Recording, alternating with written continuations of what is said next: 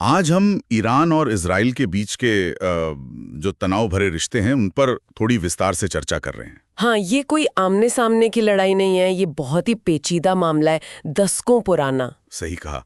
भू राजनीतिक भी और वैचारिक भी। कई लोग तो इसे मध्य पूर्व का शीत युद्ध भी कहते हैं, है ना? बिल्कुल।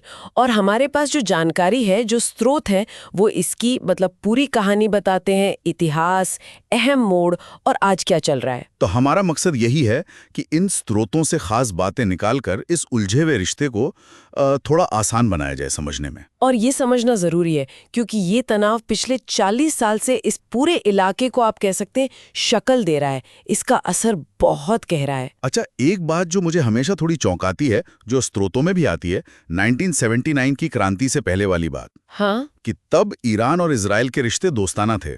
ये सुनने में आज अजीब लगता है। हाँ, बिल्कुल अजीब लगता है आज के माहौल में, लेकिन ये सच है। शाह के ईरान और इजराइल के बीच तब काफी अच्छे संबंध थे।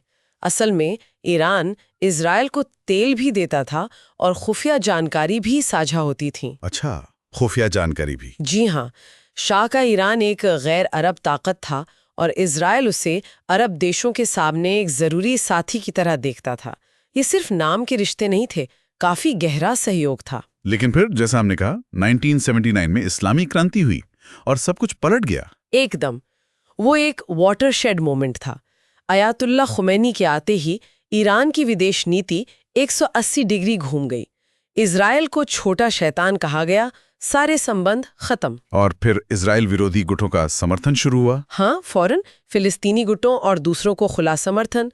जायोनी विरोधीवाद मतलब एंटी जायनिज्म वो नई हुकूमत की पहचान और विदेश नीति का एक, आप कह सकते हैं, स्तंभ बन गया। तो ये सिर्फ जमीन या सीमाओं का झगड़ा नहीं है, इसमें विचारधारा का भी बड़ा रोल है। निश्चित रूप से। ईरान की नज़र में इजराइल एक नाजायज गैर कानूनी वजूद है जिसने फिलिस्तीनी ज़मीन पर कब्जा किया है।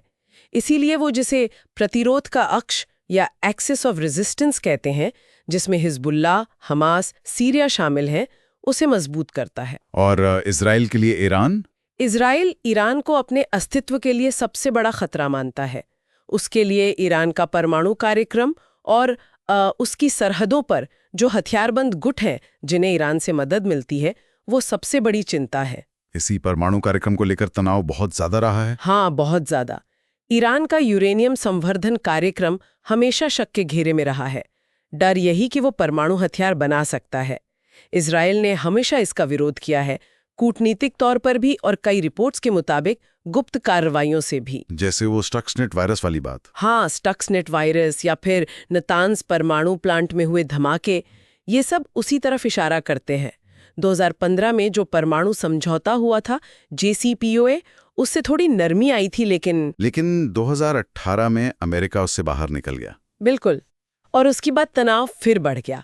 ईरान ने भी अपनी परमाणु गतिविधियां तेज कर दी। परमाणु तनाव के अलावा ये लड़ाई प्रॉक्सी के जरिए भी लड़ी जा रही है, मतलब छद्म युद्ध। हाँ, ये बहुत अहम पहलू है। ईरान सीधे तौर पर इजराइल से नहीं भिड़ता, बल्कि लेबनान में हिजबुल्लाह, गजा में हमास और इस्लामिक जिहाद जैसे गुटों के जरिए। इन गुटों को ईरान से कितनी मदद मिलती है? क्या वो पूरी तरह ईरान के कंट्रोल में है? मदद तो बहुत मिलती है, पैसा, हथियार, ट्रेनिंग। हिजबुल्लाह इसका सबसे बड़ा उदाहरण है। 2006 में वो इजराइल से बड़ी जंग लड़ चुका है। गजा में हमास को भी समर्थन है, लेकिन ये कहना कि वो पूरी तरह ईरान के रिमोट कंट्रोल पे है शायद सही नहीं होगा। अच्छा। हाँ, उनकी अपनी स्थानीय राजनीति, अपने एजेंडे भी होते हैं, पर यह भी सच है कि ईरान के समर्थन के बिना उनकी ताकत काफी कम हो जाएगी। और सीरिया? सीरिया भी एक बड़ा अखाड़ा बन गया इस लड़ाई का। बिल्कुल। सीरियाई गृह युद्ध में ईरान ने खुलकर असद सरकार का साथ दिया। और इजराइल का आरोप है कि ईरान सीरिया को हिजबुल्लाह तक हथियार पहुंचाने के रास्ते के तौर पर इस्तेमाल करता है। और इसीलिए इजराइल वहां हमले करता रहता है। हाँ, इजराइल लगातार सीरिया के अंदर ईरानी ठिकानों और हथियारों के काफिलों पर हवाई हमले करता है।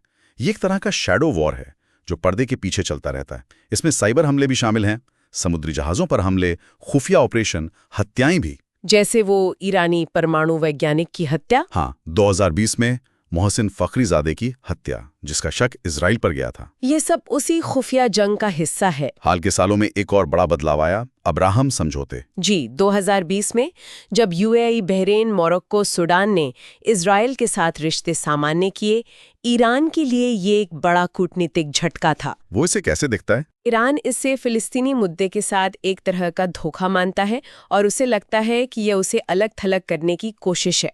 इन समझौतों के बाद हमने देखा भी कि ईरान और इजराइल के बीच ये जो अप्रत्यक्ष टकराव है वो और तेज हुआ। और फिर अक्टूबर 2023 में हमास का इजराइल पर हमला हुआ, जिसके बाद गजा में इतना लंबा और भयानक युद्ध छिड़ा। इसमें ईरान की क्या भूमिका रही? देखिए, हमास को ईरान का समर्थन है, ये सब जानते हैं। ईरान ने हमले में सीधे शामिल होने से तो इनकार किया, लेकिन उसने हमास की कार्रवाई का समर्थन जरूर किया। ये घटना दिखाती है कि ये शैडो वॉर कभी भी एक बड़े टकराव में बदल सकता है। तो अगर हम इस पूरी जटिल तस्वीर को समेटें तो क्या कह सकते हैं? मुख्य बात क्या निकलती है? मुख्य बात यही है कि ये सीधा युद्ध नहीं, बल्कि एक बहुस्तरीय, एक तरह का शीत युद्ध है।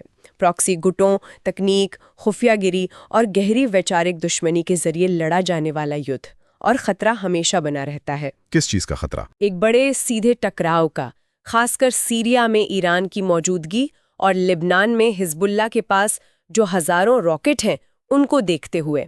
भले ही दोनों पक्ष फिलहाल इसे टालना चाहते हों, लेकिन चिंगारी भड़कने का डर हमेशा रहता है। वाकई यह स्थिति काफी नाजुक है।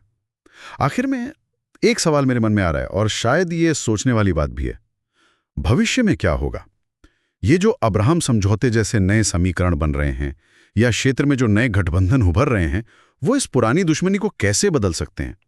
क्या इससे ध्रुवीकरण और बढ़ेगा, या फिर क्या पता कोई सुलह की नई राह निकले?